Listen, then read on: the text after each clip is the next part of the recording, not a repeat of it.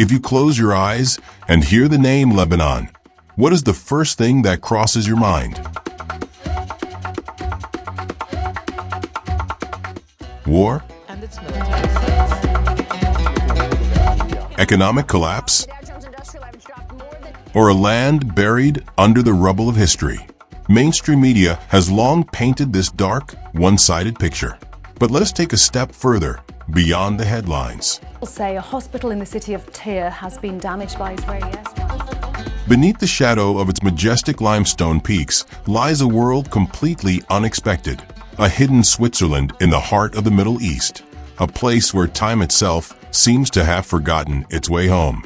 The spirit of life here never dies.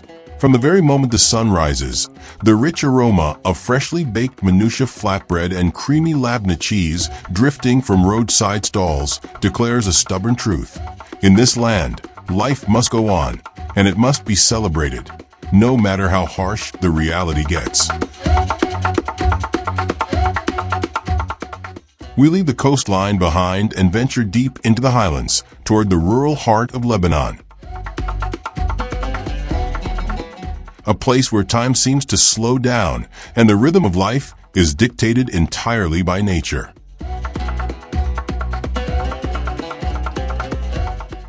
Welcome to ancient villages like Duma and Eden. Here, modern civilization yields to traditions that have been rooted for centuries. Your eyes will immediately be drawn to the exotic sight of old houses, masterfully crafted from golden sandstone and durable limestone.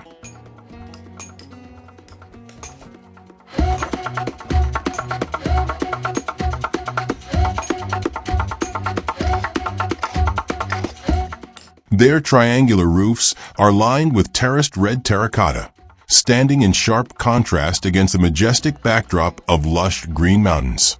These houses feature a signature element of Levantine Mediterranean architecture.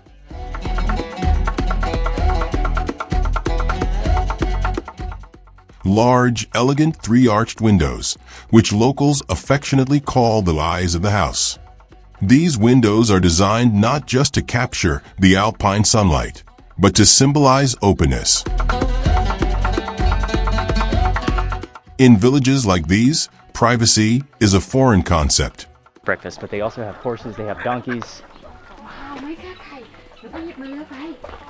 Nice. Yeah, those eggs are beautiful. You can tell they are real eggs by the way they're replaced instead by a tightly knit communal warmth. like oily. It's just like, it's subtle. The olive oil is subtle. There are no secrets among neighbors. Coffee time. You're never expected to be drinking. If a chimney sweeps smoke into the air, the next-door neighbor knows exactly what is cooking. If a family faces an economic or agricultural hardship, the entire village steps in without ever being asked.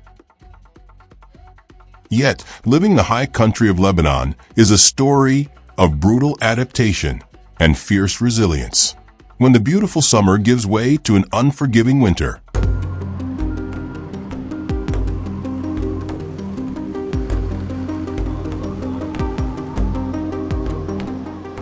heavy snow can fall overnight, isolating these villages from the rest of the world for months. This is where the Lebanese instinct for survival is truly tested, a survival mechanism forged long before the modern economic crisis ever gripped the nation.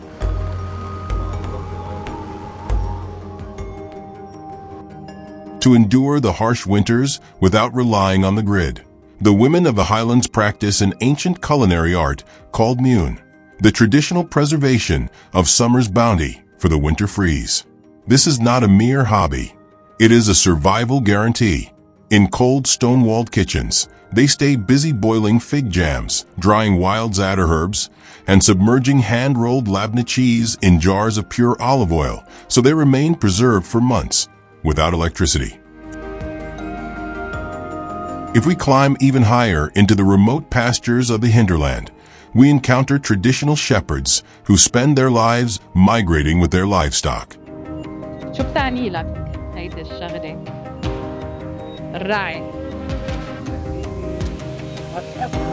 In humble rustic huts, they still practice the legendary method of making shanklish, an ancient aged cheese.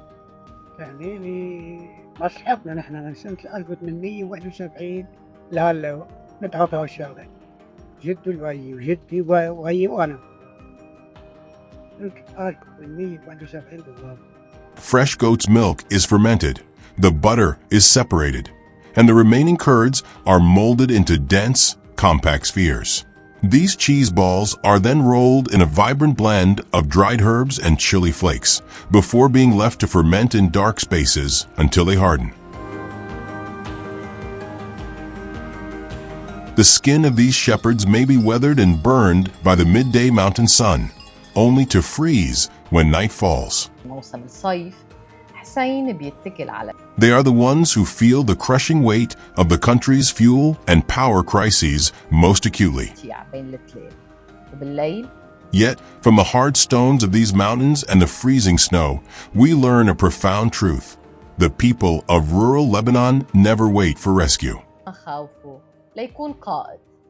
يمكن من بعيد ننبهر بالمغامرة، بس ببساطة هيدي حياة العديد من أطفال الرعيين. Through the timeless art of Mune and an unbreakable sense of community, they prove that food sovereignty and mental fortitude are the ultimate weapons to smile in the face of any crisis. لطالما شكل الرعي جزء أساسي من تراثنا بلبنان، واليوم هو مهدد جدياً بالاختفاء بحكم إنه الأيام تغيرت ومع متطلبات الحياة، والأهل ما بقى يرضوا يتركوا أولادهم بلا علم حتى ولو كانوا راعيين. يعني خايمة طلع الهواء ما فيك تهديها، شبت الدنيا ما فيك تهديها، نشوبت بتنزلقي بقلبي. ويلي كان نمط عيش وموروث من جيل لجيل صار اليوم عبء تقيل، خاصة على الرعيان يلي عندهم أولاد. From the highlands, we enter Ars al-Rab, the cedars of God. Standing beneath these 1,000-year-old giants feels like facing the living ancestors of history. More than just an emblem on the national flag, the cedar is Lebanon's spiritual anchor. Its sacred wood was famously used by King Solomon to build his grand temple, and by the Phoenicians to conquer the Mediterranean waves. Yet, Lebanon's wonders are also sculpted deep within the earth at Jaida Grotto, a finalist for the new 7 Wonders of Nature.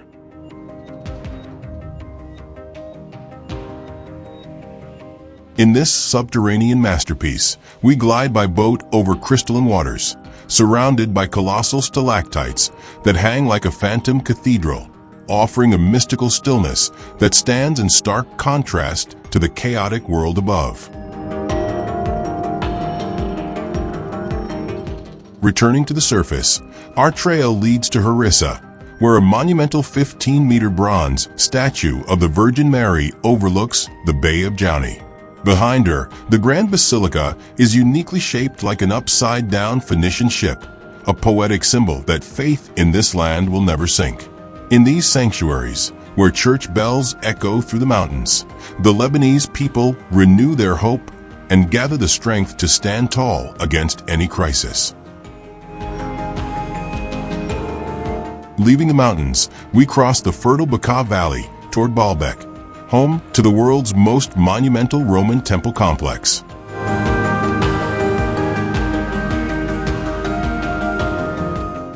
Here, Rome flexed its absolute power through architecture. You are greeted by the Temple of Bacchus, whose intricate interior remains remarkably intact, and the Grand Temple of Jupiter, where 6 colossal columns still stand proud after surviving for massive earthquakes. Yet, Baalbek's true fascination lies in an ancient engineering mystery. Built into Jupiter's foundation is the trilithon, 3 megalithic stone blocks weighing a staggering 800 tons each. Cut from a quarry nearly a kilometer away and stacked with razor-sharp precision, this prehistoric technology is so mind-boggling, has fueled endless conspiracy theories.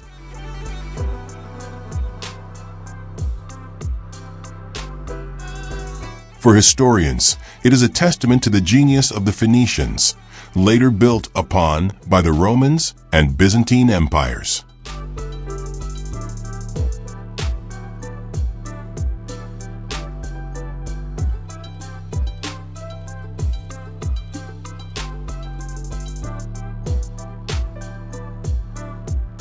After marveling at the ruins, this journey pauses for a local culinary ritual.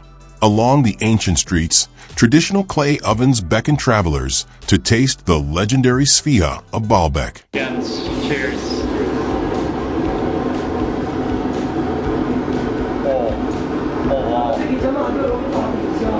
This iconic savory pastry features a thin, crispy dough topped with spice-rich minced lamb, baked to be blistered on the outside, yet incredibly juicy inside. Sure, yeah. Also the salad.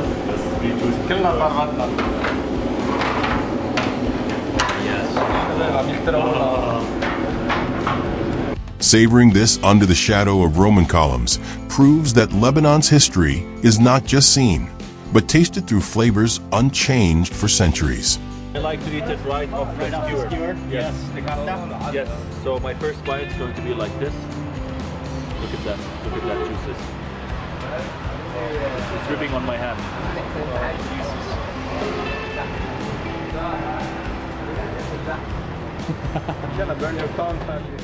From the ancient ruins of the interior, our journey rushes toward the western coast, where the Mediterranean breeze welcomes us to Byblos and Betraun. Welcome to Byblos.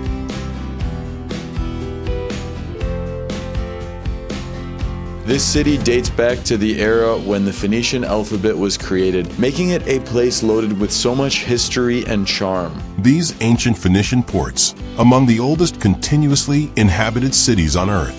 And we have actually the harbor all around us. So this is one of my favorite parts in Byblos here. We've got restaurants, we've got boats, we've got beautiful landscapes here, and we've got mountains stretching in the distance, and even the Byblos citadels. Remind us of a golden age when this land birthed the world's first phonetic alphabet and guarded its shores with massive stone walls. Byblos is the oldest city in the world. Yeah, it's one of the oldest cities. That's where the alphabet was created by the Phoenicians. Here, the relaxed coastal lifestyle still thrives through world-class local wineries and the warm social tradition of metzah sharing plates. Yet, just a short drive north, Lebanon reveals its heartbreaking contrasts in Tripoli. Beneath its majestic Crusader citadel and historic Mamluk arches, Tripoli stands as the country's poorest city, bearing the heaviest scars of the national financial collapse.